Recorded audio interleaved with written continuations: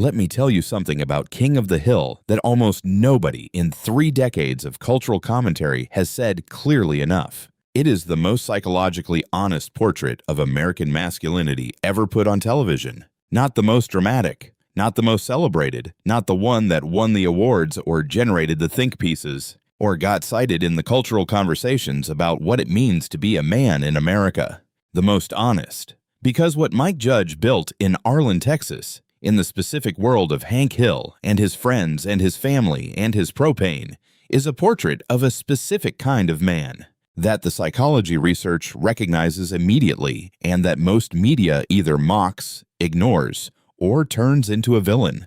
Hank Hill is not a villain. He is not a figure of ridicule. He is not a cautionary tale about the dangers of toxic masculinity or traditional values or resistance to change. He is a psychologically coherent, deeply human portrait of a man navigating the specific experience of having been built by one world and being required to live in another, of carrying a set of values, a set of relational modes, a set of beliefs about what manhood requires, that were forged in a specific cultural moment, and that the world around him has been progressively, sometimes brutally, moving away from. And the research on what that experience does to a man's psychology is some of the most important and least publicly discussed work in the psychology of masculine identity. That is what we are examining today. Let's start with Hank. Because Hank Hill is the psychological centerpiece of everything the show does and the character whose portrait the research illuminates most powerfully. Hank is a man defined by competence, by the specific form of masculine identity that the sociological and psychological research identifies as the provider-protector model. The man whose sense of self, whose worth, whose place in the world is organized around his capacity to do things well, to be reliable, to be the person that the people around him can depend on. This is not a simple or uncomplicated identity. The research on masculine identity formation and the specific literature on what William Pollock called the boy code, the set of cultural messages about what masculinity requires, is directly relevant to understanding how Hank became who he is. Hank was formed by a father, Cotton Hill, whose version of masculinity was produced by World War II, by the specific cultural moment of maximum masculine clarity, where the role was unambiguous, where the expectations were defined, where being a man meant a specific set of things in a specific order, and there was no meaningful cultural debate about what those things were. The intergenerational transmission of masculine identity and the specific ways that fathers shape sons' relationships with their own manhood is one of the most consistent findings in the research on male psychological development. What Cotton transmitted to Hank was not warmth, not emotional vocabulary, not the relational skills that intimate connection requires. What Cotton transmitted was a model of masculine competence that equated emotional expression with weakness, that treated vulnerability as a liability, that organized the entire self around doing rather than being, around performance rather than presence. And Hank absorbed that model so completely that it became not just his behavior, but his identity. The values are not something Hank has. They are something Hank is. Here's the piece that the research on masculine identity makes most important for understanding Hank's psychology. Hank cannot talk about feelings. This is one of the most consistent and most comedically deployed features of his character. The conversations that drift toward emotional territory and get immediately redirected, the discomfort with displays of vulnerability in himself and in others, the specific anxiety that genuine emotional intimacy produces in a man for whom the emotional register was never developed as a legitimate form of expression. The research on alexithymia, the difficulty identifying and describing emotional states, and its relationship to traditional masculine socialization is directly relevant here. Ronald Levant's foundational work on normative male alexithymia documents that the specific emotional socialization that traditional masculine environments provide, the consistent message that emotional expression is inappropriate, weak, or feminine, produces measurable differences in the capacity for emotional identification and expression in men raised within those norms. Hank is not emotionally absent. The show is very careful about this. He feels deeply. His love for his family, his loyalty to his friends, his genuine care for his community, these are not performances. They are real. What he lacks is not the emotion, it is the vocabulary, the channel, the permission, internal and cultural, to express what he genuinely feels in the direct relational way that emotional communication requires. And the show uses this gap between what Hank feels and what he can express as the source of some of its most psychologically honest moments. The sideways communication, the doing instead of saying, the love that expresses itself through fixing the carburetor, through showing up without being asked, through the specific acts of practical care that are the only emotional language Hank was ever taught. The research on love languages and the specific ways that people raised in emotionally restricted environments develop alternative channels for affection is directly applicable. Hank's love language is acts of service, not because he has read a self-help book, because acts of service is the only channel his developmental environment left open. Now, let me talk about Cotton Hill, because understanding Cotton is understanding the specific wound that Hank carries and that the entire show is organized around. Cotton is not simply a bad father. He is a psychologically specific portrait of a man whose formation was so extreme, whose experience of what manhood required was so total and so brutal that it left him unable to provide the one thing his son needed most. The research on fathers who cannot express approval and the specific psychological consequences for sons of paternal validation withheld is one of the most consistent bodies of work in the developmental literature on masculine identity. Hank spends the entire run of the show trying to earn his father's approval, not desperately, not in the way that makes the seeking obvious and the wound visible. In the quiet, sustained, never quite acknowledged way of a man who has been trying to earn something for 40 years without being certain exactly what it is he needs to do.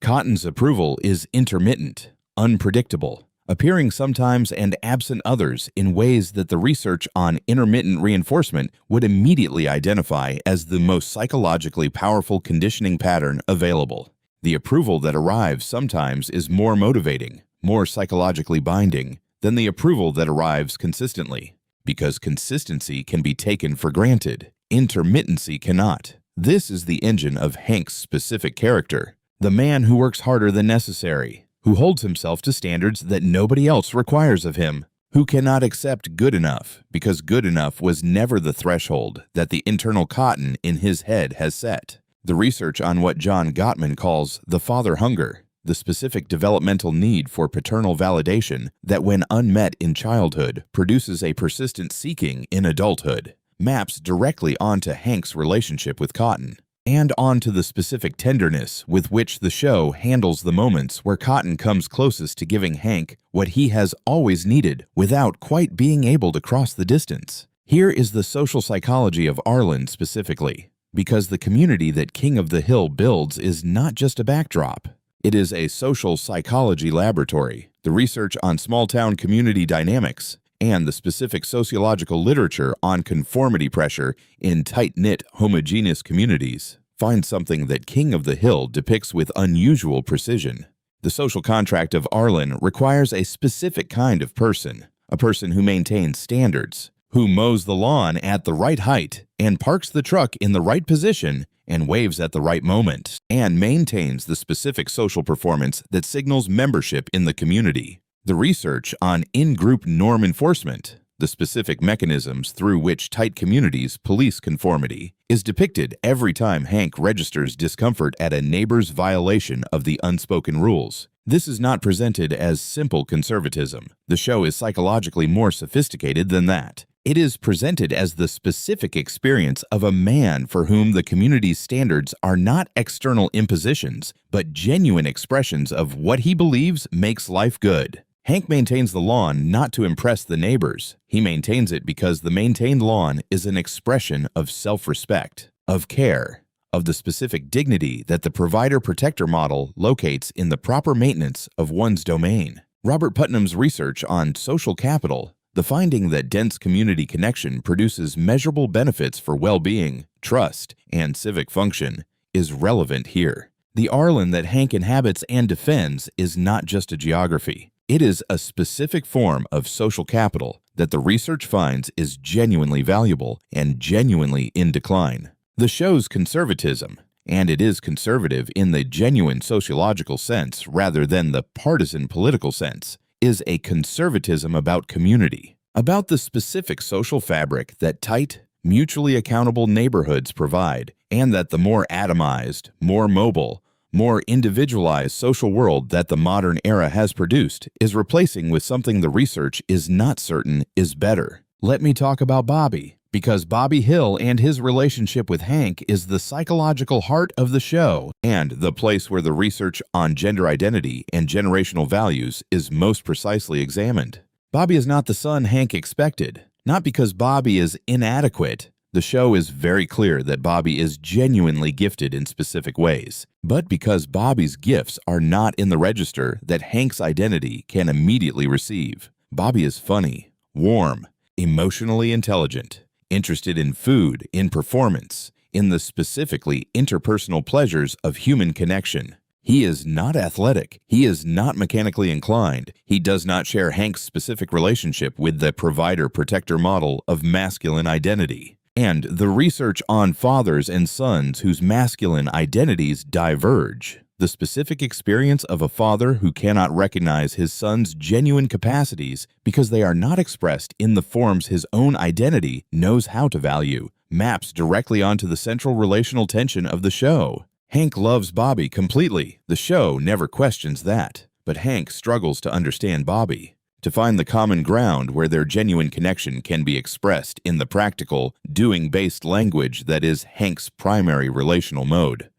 The research on what Joseph Pleck identified as the male gender role strain, the specific psychological stress produced when a man's genuine self does not match the masculine ideal he has internalized, is relevant to both characters. Hank experiences strain in the gap between the son he expected and the son he has. Bobby experiences strain in the gap between who he is and who he senses his father needs him to be. And the show's greatest psychological achievement is what it does with that tension, not resolving it in the direction of either character changing who they are, but finding, episode by episode, the specific points of genuine connection between two people who love each other and are genuinely different. Here is the piece that ties everything together. The specific argument the show is making about social conformity and its relationship to genuine identity. King of the Hill takes a position that is unusual in contemporary media. It does not treat conformity as simply oppressive. It does not frame the non-conforming character as the bearer of authentic selfhood against the conforming character's false one. It treats the question of conformity with the complexity that the psychological research actually supports. The research on the relationship between conformity and well-being, and the specific findings on belonging, on community, on the psychological benefits of genuine membership in a stable social group, finds that conformity to community norms is not simply the suppression of the genuine self. It is, for many people in many contexts, a genuine expression of values, a choice, sometimes conscious, often not, to prioritize the social fabric over individual distinctiveness. Hank's conformity is genuine. His values are genuine. His belief that the specific standards he maintains around work, around community, around the proper way to do things, produce a life worth living is not a performance.